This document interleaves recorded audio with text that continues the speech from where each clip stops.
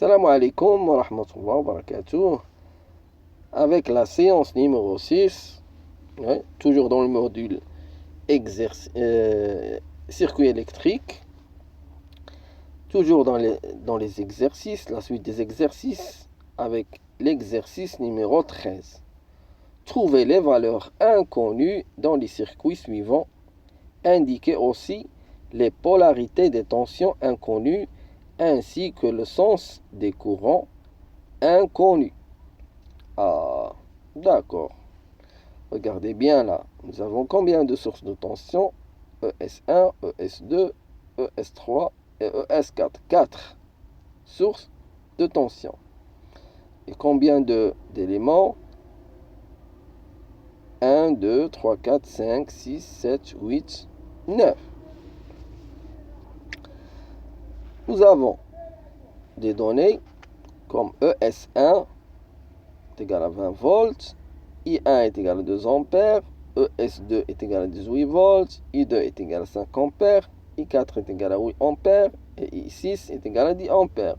Nous allons les représenter sur la figure. Après, maintenant, les inconnus, c'est quoi? C'est U1, I3, ES4, U2, I7, I8, I5 et ES3. Comment nous allons les déterminer? Alors, on va commencer par maille par maille. Première maille. Nous allons essayer de retrouver I3. I3, c'est quoi? On va faire la loi des nœuds. I3 est égal à I1 plus I2. Donc I3 est égal à 2 ampères plus 5 ampères qui est égal à 7 ampères. Après, nous allons déterminer U1. U1, c'est quoi? Nous allons faire la maille suivante. L'équation, c'est quoi? C'est 20 volts moins 8 volts plus 18 volts moins 5 volts plus moins U1 moins 6 volts est égal à 0. Alors, U1 est égal à 20 volts moins 8 volts plus 18 volts moins 5 volts moins 6 volts qui est égal à 19 volts. Donc, son plus est en haut et son moins est en bas. Maintenant, on doit chercher ES4, la valeur de S4. Pour cela, nous allons considérer la deuxième maille. L'équation, c'est quoi? C'est ES4 moins 2 volts plus ES2 qui est égal à 18 volts moins 5 volts moins 19 volts moins 12 volts est égal à 0. Alors, comme ça, on va retrouver que ES4 est égal à 19 volts moins 18 volts plus 2 volts plus 5 volts plus 12 volts qui est égal à 20 volts. À partir de là, nous allons retrouver quoi? Nous allons trouver U2. La maille suivante. Nous avons l'équation, c'est quoi? C'est ES4 moins U2 moins 5 volts est égal à 0. Alors, U2 est égal à 20 volts moins 5 volts qui est égal à 15 volts. Après, nous allons déterminer I7. I7, la loi des nœuds. Nous avons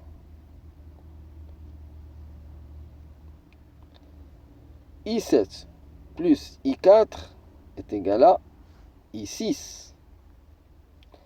Or, I6 est égal à 10 ampères, I4 est égal à 8 ampères. Alors, I7 est égal à 10 moins 8 qui est égal à 2 ampères.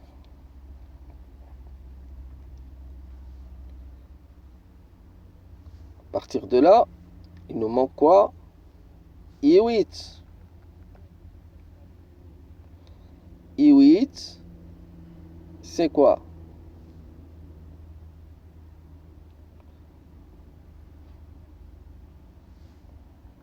I8 plus I2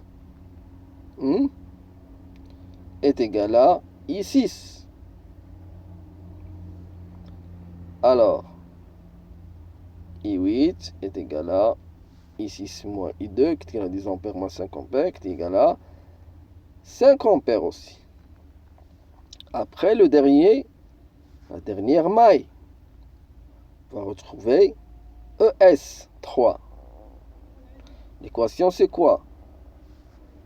ES3 plus 2 volts moins 15 volts plus 9 volts est égal à 0. Ça veut dire que ES3 est égal à 15 moins 11 qui est égal à 4 volts.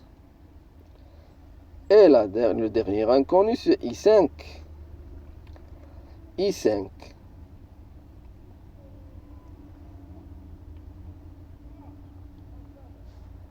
est égal à I7 plus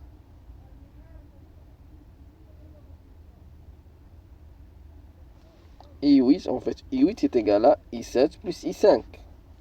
Donc, I5 est égal à I8 moins I7, qui est égal à 5 moins 3 ampères, qui est égal à 3 ampères.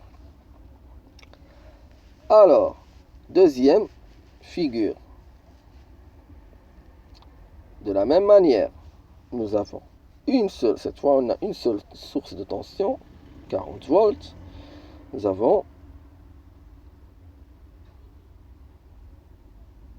I1 est égal à 12 ampères, I2 est égal à 8 ampères, I3 est égal à 2 ampères, I5 est égal à 2 ampères et I6 est égal à 9 ampères.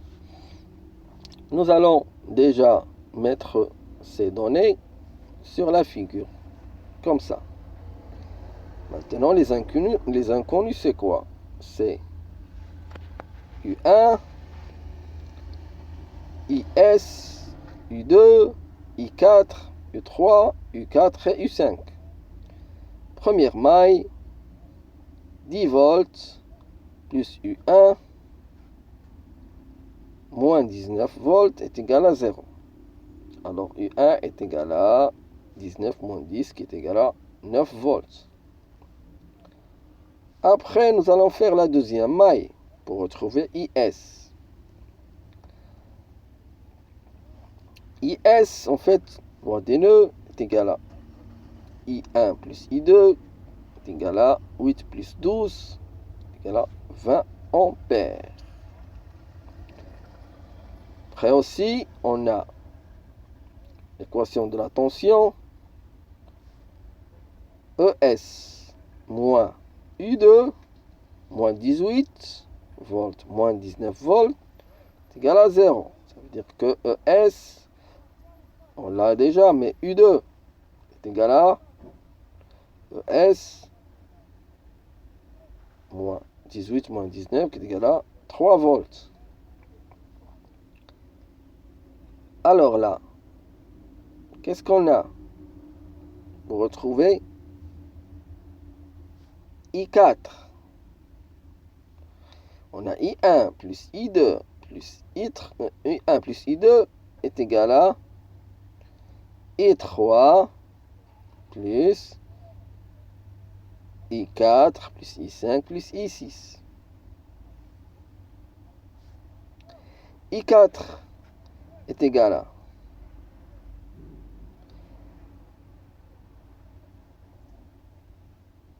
20 ampères moins 2 moins 2 moins 9 qui est égal à 7 ampères. On va maintenant chercher U3. U3 est égal à U4 qui est égal à 18 volts. Qu'est-ce qui nous reste maintenant? C'est U5. Donc, 4 volts plus U5 moins U4 est égal à 0 volts. Ça veut dire que U4 est égal à